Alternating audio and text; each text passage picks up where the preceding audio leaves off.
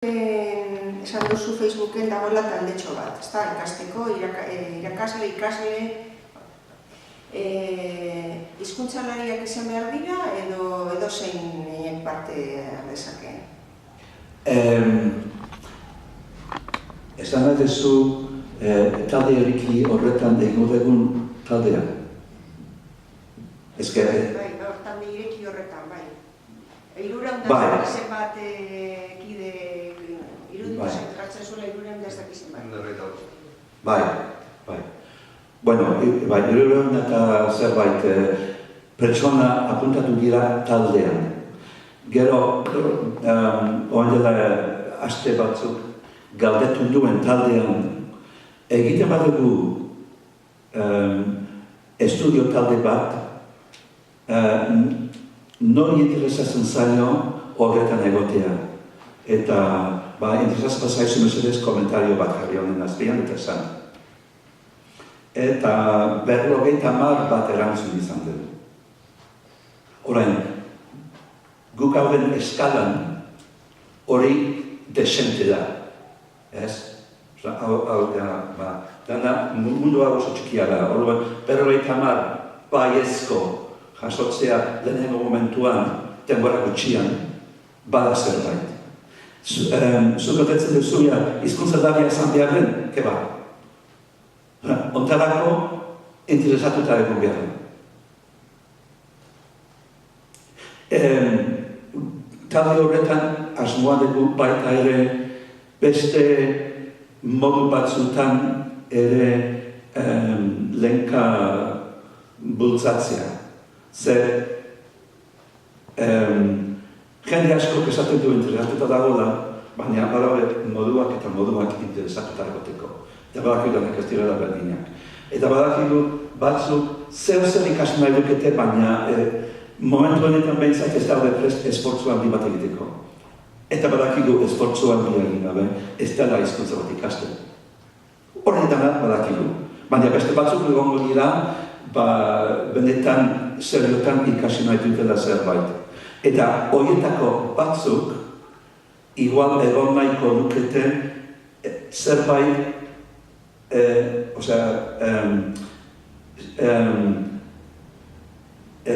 proiektu edo ekimen egituratu batean. Eta ez bakarrik por libre. Orduan, talde horretan proposatuko duguna da talde egituratu bat. Eta, hau da, aste honetako ikasgaia, hau ikasi. Eta gero ariketa hau egin. Eta datorren asterako, hau jakin behar dezute gero, dator horrego ikasgaia eta mantendu behar da ritmoa. Eta jakin badakit, esperientziaz, horrela, hasieran baietz esaten duten askok, ez dutela jarraituko. Horrela dako. Badakigu, baina da modu bat saiatzeko bultzatzen, eta igual batzuk geldituko dira. Aukera bat eskaintzia da, nahi duenari. Baina baita ere badakigu, modu egituratu horretan sartzen ez diren askok, igual badute interesa, modu suabeago batean, light batean, zerbait egiteko eta berai ere erantzun bat ematen saiatuko gira. Ez da gauzatxoak, itzoteak gira, zaldean dela zaten da. Eta txakurren dela zaten da. Batzuentzat hori nahikoa da edo alduten edo nahi duten guztia da. Beste batzuk benetan hizkuntzak ez nahi dute. Orduan, eukibiak dugu, eskaintza baliatu bat, ez? Menu bat, aukeratu nahi duzuna. Afaria, bokadilloa edo pintxoa. Agian gaurko saioaren ondoren ikasle gai gehiago izango dituzu edo izango ditu lehenkak, orduan, espero dezagun bintzat. Beste galderarik baduzu? Nik jakin nahiko nuke talde horretatik, entzuten da, ez? Zenbat diren Hondurasekoak? iradabil talde horretan. Bai, Facebookeko... Ez daukat daturik, baina impresioa daukat gehienak. Bai. Bai, hola zer bat esateagatik.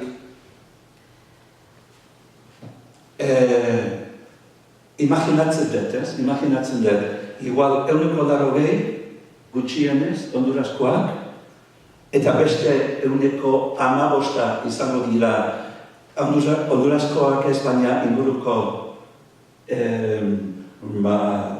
Mexikokoak edo Guatemalakoak edo Euskalo, eta 105 igual baldi bezalako giriak.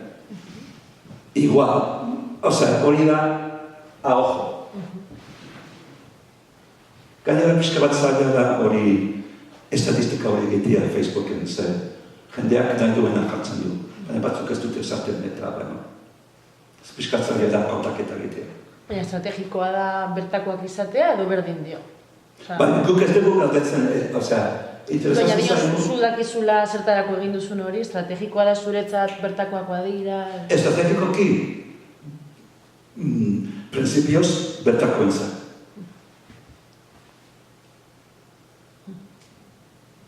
Lehen sarreran ez dut aipatu, baina hizkuntzak berrei eraikitzeko orduan eta gero berpizterako orduan hebraiera da adibide nabarmenena, gero kornuaiesen, manu arteko hango hizkuntza. Lehen hitz egiten aritu garenean, esan duzu lehenkaren testuingura egoera guztiz ezberdina zela, beste 3 hizkuntza horiekin konparatuz. Bueno, beste modu batean esango dute. Hebraieraren egoera oso berezia zen. Bai? Eta beste bi adibideak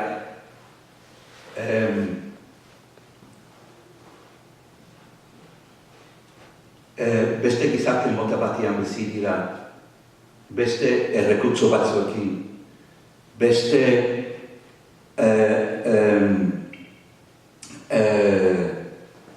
hezkuntza maila batekin eta kultur maila batekin, ez? Orduan, kasu horietako bakoitzak bere egoera berezia du, eta lehenkak ere bere egoera berezia du. Orduan, ez nuke izango lehenkaren egoera berezia da eta besteena normala dela. Ez dago egoera normalik. Baina ez zara horien esperientzian oinarritu, edo beste zuk zeuke abiatu duzun prozesua da, hortik ikasi duzu, intuitibo izan da, nolako izan da prozesua? Bai, bueno, formalki ez dut hartu beste esperientzia horiek oinarri bezala. Horrek ez du esan nahi, ez dakidala ezer beraietaz ez. Baina, bueno, bentsat, ondo dago jakitea, hau inoiz gertatu dela munduan. Eta ez zela izango lehenengoa. Baina beste aldetik badakigu kasu gutxi direla, orain arte. Azaroko konferentzia horretan Thessalonikin beste islami bat zegoen. Israelgoa hain zuzen ere, baina Australian bizidena da lan egiten duna. Hango Australiako unibertsitate batean irakasle da, Gilad Zuckerman du izena. Eta berak kontatzen zuen nola Australian talde indigena batzuk aborigen, batzuk, antzeko egoeran daudela. Galdu dute bere hizkuntza, igual garai bertsuan, galdu dute bere hizkuntza eta berreskuratu nahi dukete, eta laguntza askatzen dute. Eta orduan berak horretaz hitz egin zuen. Berak bere terminologia berezia dauka. Ez zaio gustatzen esatea hizkuntza hauek hilda daudenik. Nahiago du esaten lotan daudela. Eta hortik hartu dut nire izenburua hain zuzen ere. Ila ala lotan. Zer lotan egoteak suposatzen du igual esnatu daitekela. Eta horrela esaten du berak. Ez du esaten piztu eta esaten du esnatzea. Hizkuntzak esnatzea.